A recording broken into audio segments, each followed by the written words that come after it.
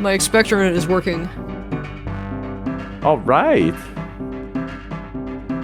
Hello and welcome to the Hackaday podcast. I'm Elliot Williams. And I'm Kristina Panos.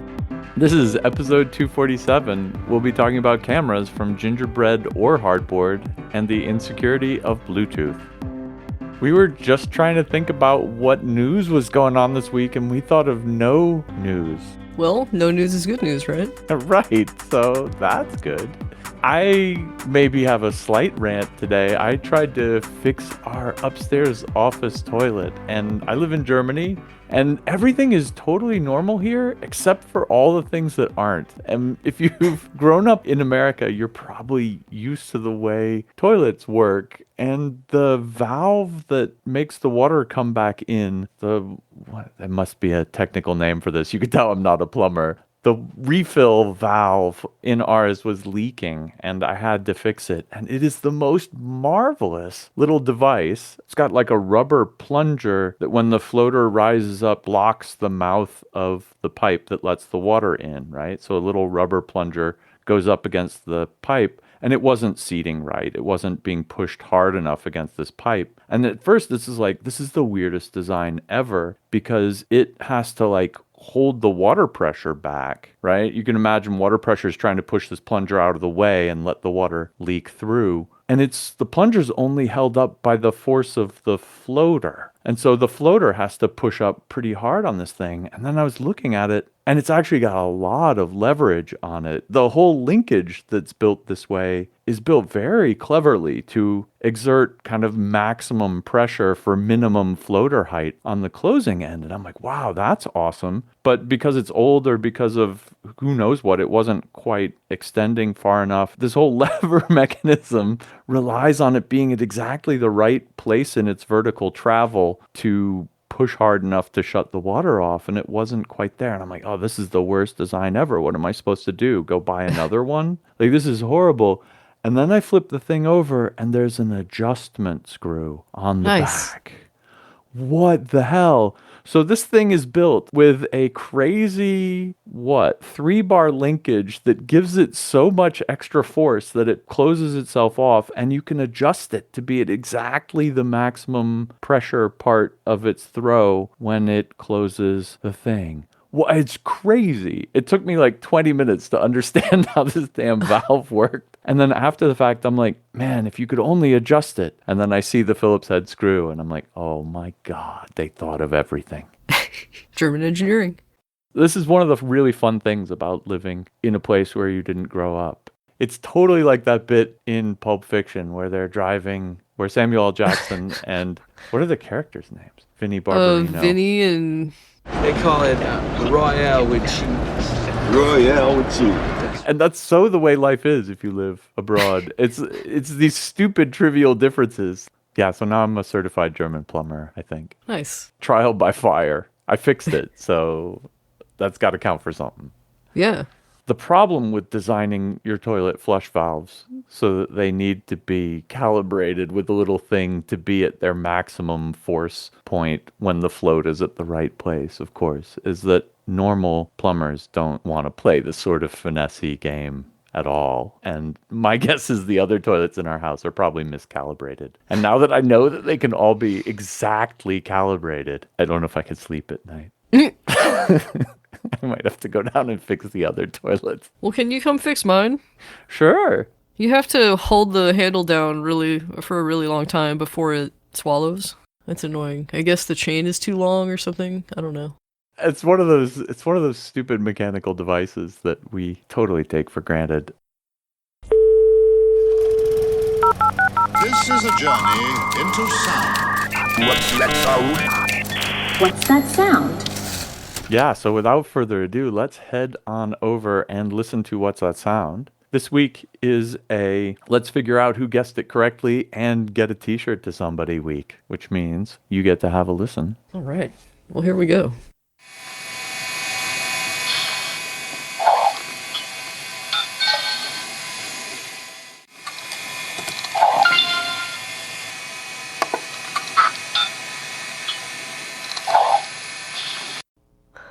Ooh. So I'll give you a hint because I gave a hint to Dan last week. It's He heard the loud hard drive in the background. That's not what we're after. Okay. I don't know. That victory noise Yeah, not bad, is not bad. sort of helpful. I don't really know. I have no idea. I looked long and hard for this sample, and this was like the best one I could get. And as you can hear, there's tons of crazy background noise. It is the noise of Clippy, Microsoft Clippy appearing. He kind of like taps on the window in some of those, but he goes, brrr. Huh. Okay. It's Clippy. Wow. Should have used Clippy, I guess. Poor Clippy. Well, see, now that's not fair because the first thing I ever did was just get rid of Clippy. Everybody did. Yeah, no, I never played with Clippy. Poor Clippy. You and Dan are in super good company because only 6 people responded, and out of 6, Wow. absolutely nobody guessed Clippy. Oh. Boo. So does that mean you get the t-shirt? That means I have to think up a better sound for next week. Jeez. Fantastic wrong answers include Jill of the Jungle, Mist sound effects. Ooh, Mist was fun. Xerox Park booting a startup bong noise. Xerox Park, good guess given the computer noise in the background. In the game of Mist, the sound the carriage made when it stopped when navigating the evil dark maze. 2 for Mist. Not bad. Old Windows machine, space pinball game. Oh, so close. And sounds like playing Shufflebug, maybe on a fat Mac. All from the right generation, but none of them Clippy, the assistant that humanized computing for everyone. I guess everybody hated Clippy, right? Yeah. I think mostly, yeah. I guess that means nobody gets a Hackaday podcast t-shirt. Tune in next week and I'll get you a sound that's at least a little bit easier to guess. I'll try to come up with some. Ooh, that'd be sweet. I always You love. know I like to do that. Yeah, well, and I like to have them where I don't know what it is because it's just so horribly painful to be put on the spot like that. And with that, should we head on off to hacks? Well, sure. My first one comes from Eurocom. This is an update on the Bluffs Bluetooth vulnerability. This is a security hack made the rounds last week. First, we wrote it up in the week in security, and then this was an article on the follow-up. The Bluetooth Special Interest Group responded to the security vulnerabilities and kind of gave their 2 cents on it. I'll tell you why I think their response to me seems kind of half-hearted, and I'll explain what I mean in just a sec. Anyway, Bluffs is a fantastic hack. Everybody who has a Bluetooth device knows that the first thing they do is they pair with each other and you have to type in some 4-digit number. What this is doing behind the scenes is trading a private key between the 2 devices. And then after that, every time they connect to each other, they use a session key that isn't this private key, but is signed with this private key. So the idea is even if you overhear one session, you won't be able to listen into the next one because the session key will be different. So you can't just reuse the same session key to impersonate a device. And what Bluffs does is figures out that there's a hole in this, and actually a rather big one, in that the session keys are not safe for forward and future secrecy. And these are the 2 F's in blue FFS. It's forward security and future security. And if you're not into cryptography, you might not know what those mean. Oh man, I have to get this right. Forward security is the property that knowing your current session key, you can't go back into the past and read and decrypt old messages used on past session keys. And future security is the opposite. It is if you know this time's session key, you won't be able to eavesdrop on next session's data. And both of these secrecy guarantees are extremely useful in a case like this.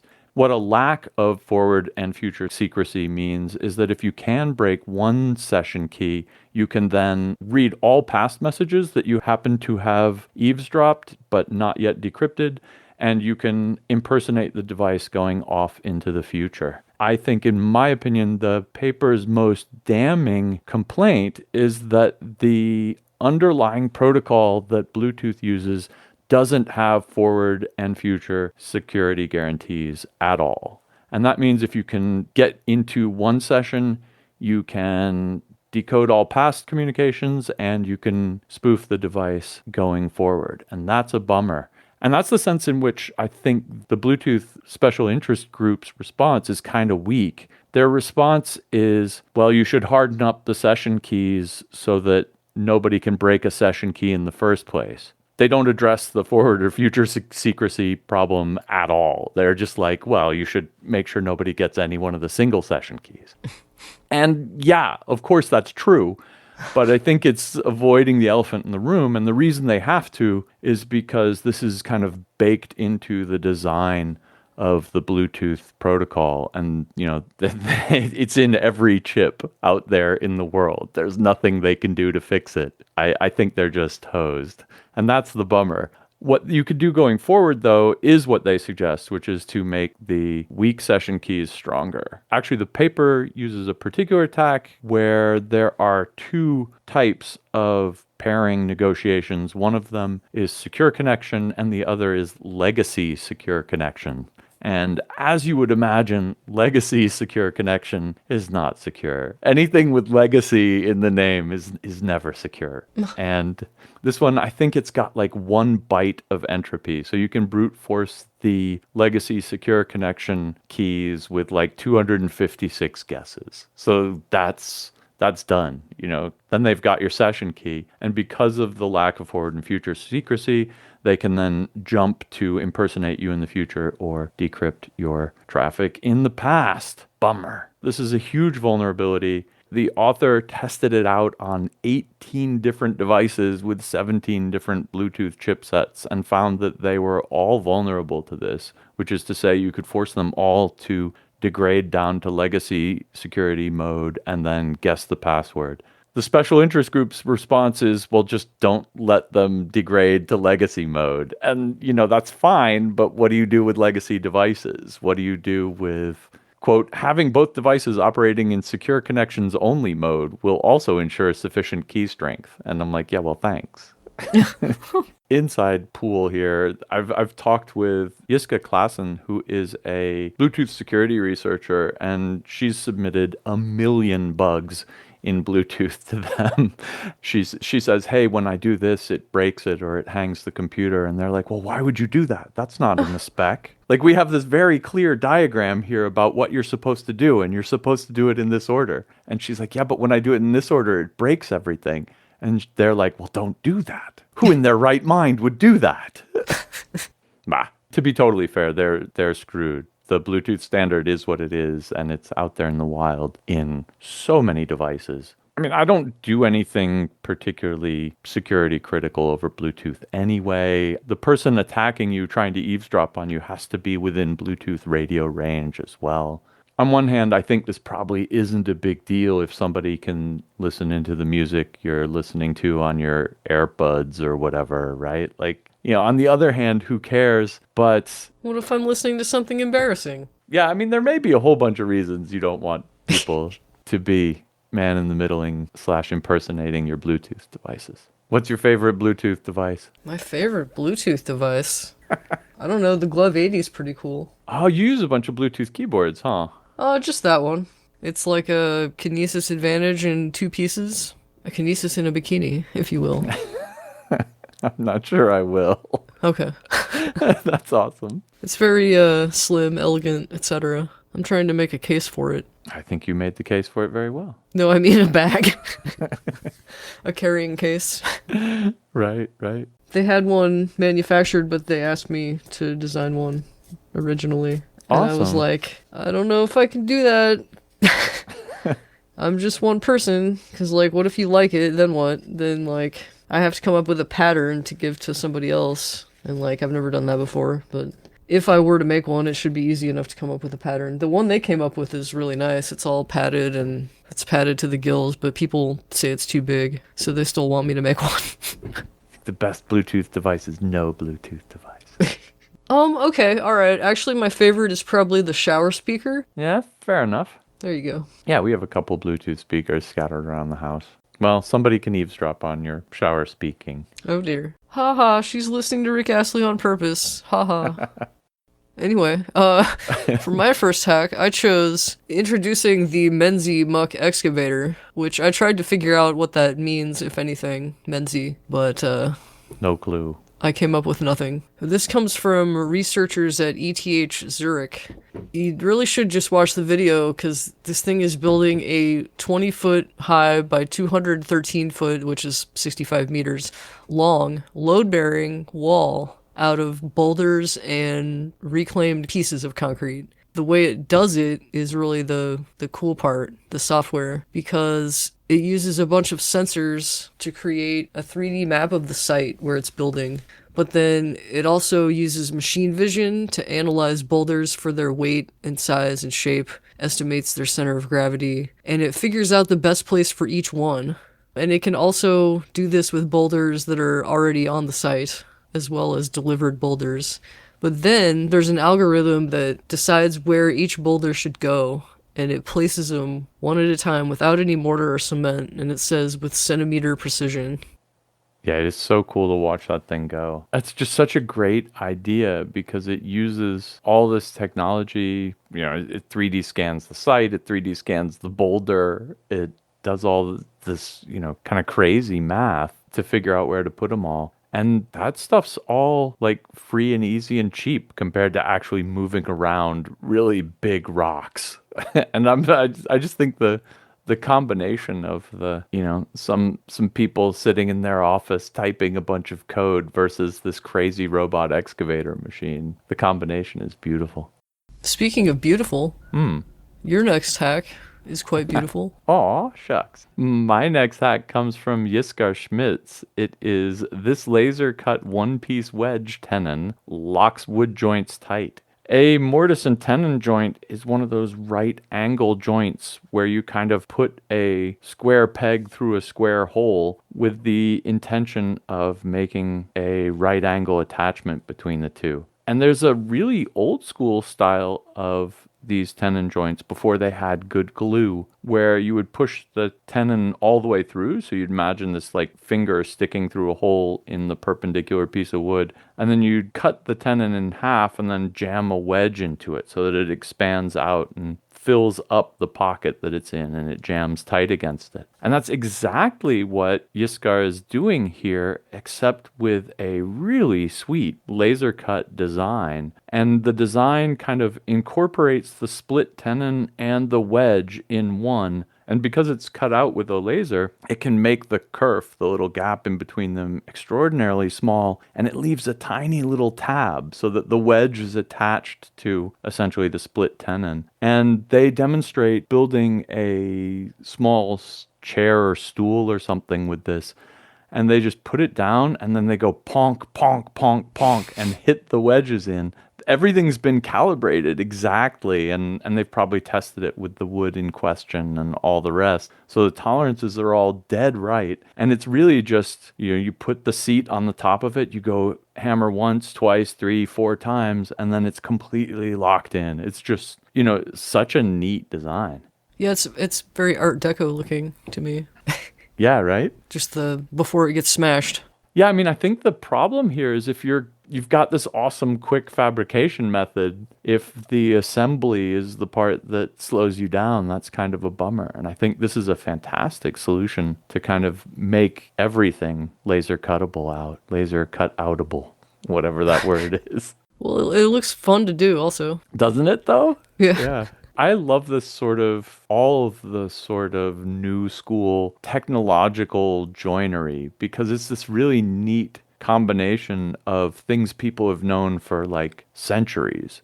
Like this kind of wedge tenon thing is a super old school technique. I mean, they were doing this in the Middle Ages, right? But doing it with a laser cutter so that it's all one piece and the wedge is in there is, of course, absolutely brand new and impossible back then. And it reminded me of this marvelous collection by Jochen Gross, who was running a German technical school where he led the CNC wood cutting department, where he's got 50 digital wood joints. I'll throw that link in here. This was with a CNC machine instead of with a laser cutter, so some of the joints are accommodate the particular problems of cutting things out with a bit that's got a finite diameter, right? So it's got like the dog bones and the T-bones and all of these funny joints, but they share the kind of same basic idea as these laser cut ones, which is that in the past, doing complicated geometry by hand was hard. But if you have a machine cutting it out, there's no reason to make square pegs or round pegs. You can make oval pegs. You can make, kind of arbitrarily interesting looking organic shaped joints that fit together just so and, hold the forces better than anything people would have been able to do in the past, because the machine doesn't care if it has to cut a complicated path. It's totally happy to do it. This is another one of those cases like that crazy excavator where it's kind of old school versus new school, right? It's this kind of new technology applied to old practices. And I love to see that. My next hack comes from, this is difficult to say for me, JGJ Matt, also known as Jamie Matthews. Generating motion via nitinol wires. So JGJ Matt is planning to do a bunch of projects with nitinol wire, but wanted to kind of workshop its capabilities. And so they decided to attempt to build a solid-state motion machine using nitinol wire, the idea being that there are no mechanical parts to wear out over time, like with a motor or a servo or a solenoid. So I think it's fair to remind everybody that nitinol is a mixture of nickel and titanium. It's known as memory wire because it can bounce back to its former shape when heat is applied. There's a short video in the article of a severely deformed spring returning to regular spring geometry that illustrates it quite nicely. So JGJ Matt created a 2-digit hand to demonstrate the hypothesis. The wire they started out with uses like the range of the human body, but they ended up using a current to heat up the nitinol spring to open up the finger. When you take away the current, obviously it closes back up again. So the end result being that JGJ Matt proved that this can be done with one MOSFET per digit. So that's pretty cool. I feel like I'm a recording when I say JGJ Matt. It's so hard to say. It is, but you're getting so much better at it by practice. It's ridiculous. I need to play with some nitinol. Yeah. Nitinol's one of those things. I agree with you. I've always wanted to play with it. Never have. Apparently they got it on the Amazon. Ah, interesting. Just look for braces wire Oh, cool. for all your DIY orthodontic needs. Right. I'm gonna put a link into Bob Baddeley's exploration of nitinol, which focuses on a project to make airless tires for bikes and scooters. Which seems fully crazy to me, given the price of this stuff per running meter. Yeah. But yeah, some expensive bike tires, but Ooh. The last bike tire you'll ever need, perhaps. maybe so. Maybe. His point is well taken here, which is that whether you buy the bike tire or not, nitinol's cool, and we should all look into it. All right. Well, my next hack actually is an OC piece written by Adam Zaloof, but I wanted to cover it because it's actually also a hack. This is falsified photos fooling Adobe's cryptographically signed metadata. The signing of images is basically, it's like CA certificates for websites you go to. The idea behind it is that you can kind of prove authenticity of a photograph if it matches with the signing certificate. The problem with it is actually the same thing as with signing certificates, which is that anyone can make their own self-signed certificate. And it's only if you check the certificate and you verify that the signer is exactly the site you want to be going to, that it's worth the paper it's printed on, or the bits it's printed with. And that's the hack here, essentially. Adam has a camera, it's a Leica, that puts a signature on photos he takes. And so, in some kind of ideal world, this will verify that, A, a human being, but B, he took the photo, or whoever typed their name into the camera took the photo, right, when it was taken. But it also lets you verifiably prove things like the shutter speed and whatever. His hack here is then to make a self-signed certificate that he could put on any picture. And in fact, he sent me one privately where he took a image of Wario from the Mario Brothers game, which is clearly not a photo he took with the camera. And he sends it to me with this certificate on it that when you try to verify it, says it's taken by a Leica camera. The trick is he just made a self-signed certificate that says Leica Camera AG. And worse, Adobe's verification website says, oh, it's done by Leica? Cool. And it puts their like little logo next to it. So it really looks like it's a legitimate certificate as well. And it says, in quotes underneath, this is the trusted organization, device, or individuals that are recorded the details above and issued this content credential. Yeah, anyone can type Leica camera into their computer and have it look like it was certified by the camera. And I guess that's his point here, is that this thing really probably is uninteresting. Given that anyone can kind of self-sign it and that the burden of verifying that it's a certificate signed by a third-party signing certificate authority is on the user, at least in their current implementation, these things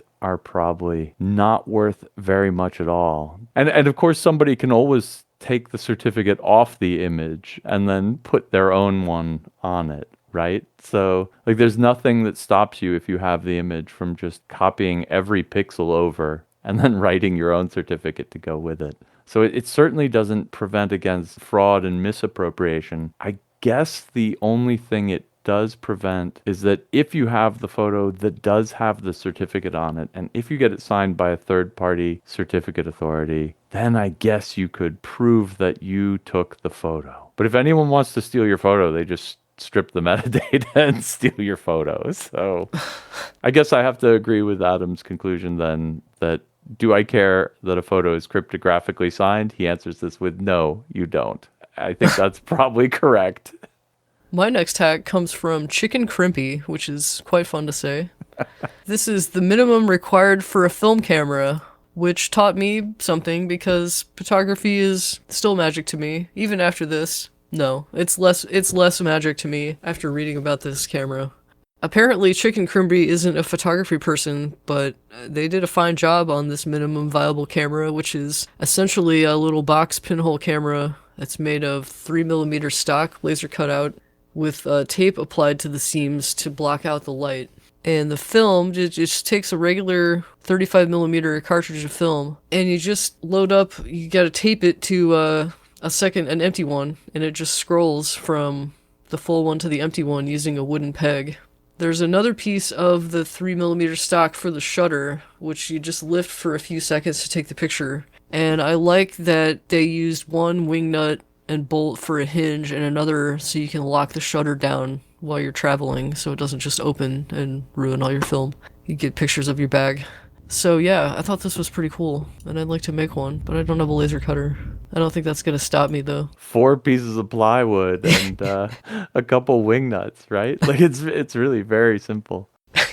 Yeah, when I was a kid, I played around in a darkroom a lot, and we made a bunch of pinhole cameras. And one of them was basically an ammo can with a hole we drilled in the front and then taped a piece of aluminum foil to. Because it's really easy to get a nice pinhole in aluminum foil or thin metal stock. Actually, like pie pans are the best thing I think we ever found in the end. I think we settled on pie pans. Wow. Because it's just the right thickness that you can put a hole in it with a needle and get a really nice but very round pinhole. Anyway, tape that on the inside. Our shutter was a piece of black electrical tape. Nice. So we were even simpler than this one. And we only had one shot. You know, you'd load a piece of actually photographic paper because we didn't have any film stock that was that big, but 8x10 piece of photographic paper in the back, and then just expose it for I can't even remember, it was like 10 minutes or 20 minutes. It took really long exposures. Anything that moved was blurred, but that made the tape shutter non-critical. So you just tape it back over, walk it to the dark room, and develop it. It was good fun. My first quick hack comes from Hyperspace Pirate, Dry Ice from Seashells, the hard but cheap way.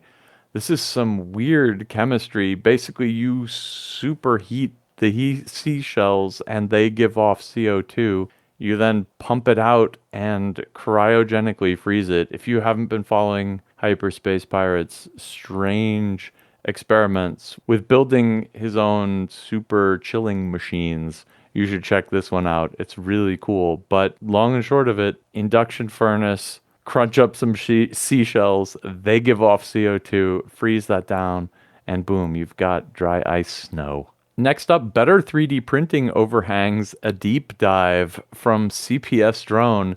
The idea was if you could cool the filament down faster, you would be able to make better and better overhangs. So they put the entire 3D printer underwater. And it turns out it's not impossible to do this. They just basically waterproof everything they can, and that includes potting things in silicone and epoxy.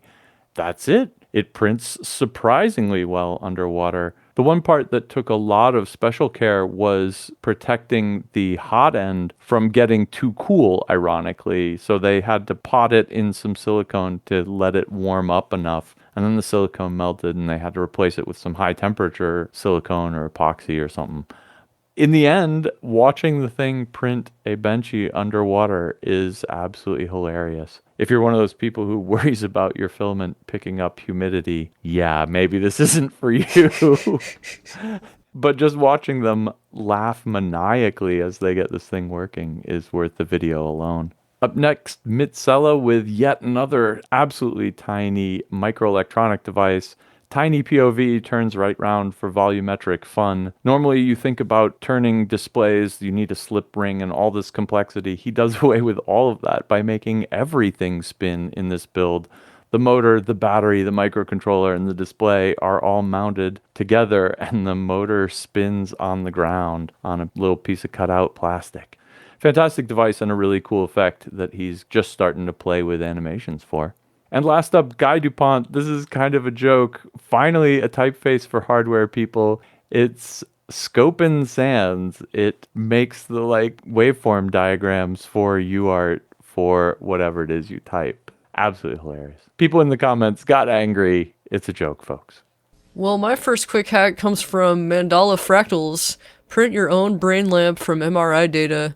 I say if you can live through a brain MRI, you definitely deserve to have the data so that you can make a brain lamp, because I had one on my foot and I can't imagine keeping my head still for that long. This is better than a leg lamp in my book. It's what it says on the tin. It's a brain lamp made from MRI data. Mandala Fractals used an off-the-shelf lamp base and a bulb, though as Lewin points out, you could totally do this with a microcontroller and some addressable LEDs and make a blinking lights brain. Ooh. You could get your MRI foot data and you could make a foot lamp. That would be cool. I do have it. I have it on CD. You could make your foot lamp. Okay. I wonder how far up the leg it goes. Huh. You might be able to make a literal your own leg lamp. Yeah. Next up is Dmitry Sherbaji's Honey, I Ate the Camera. It's another camera, another simple camera, but this one is edible down to the sugar glass lens. Inside, it's a working Fuji Instax square camera. Essentially, it's a box camera made of gingerbread and light-proof icing. The photos are a little bit cloudy, but they're really nice. One thing Dimitri discovered is that the gingerbread expanded, so they ended up sanding it to get it to the right thickness, that's funny. And finally, I have the Senzo Bits robot pianist runs on Arduino Nano. On the face of it, it's a very pretty project because I'm a sucker for nice colors. But I also like the look of the cam-driven rod assembly. Each one is attached to a 9-gram servo, and it drives a cam rod assembly that pokes the piano key. But as one commenter suggested, solenoids might be the better option for things like 64th notes. Although, in any case, I would think you would have to watch how hard you hit the keys if you want your piano to last. It's got to be a delicate balance between not touching it at all and then pressing it but not pressing it too hard. It's an interesting problem to solve, I think.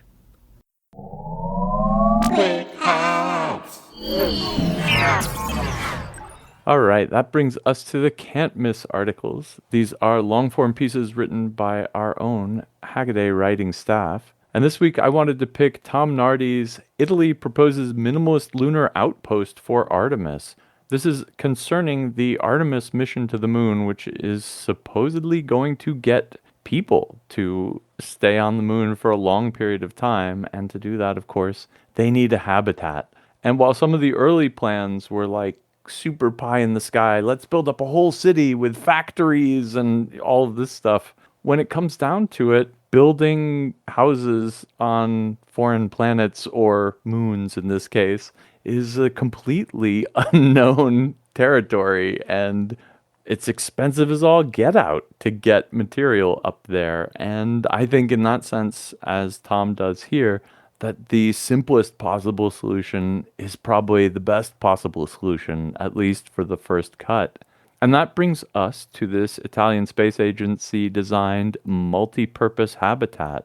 A lot of people don't think of the Italians as being a big space power, but they had a few modules that got screwed onto the International Space Station.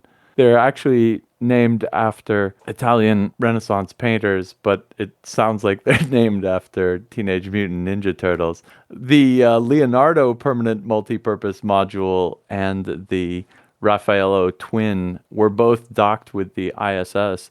They made a third one, the Donatello, which ended up not flying to space and got used on the ground as a test.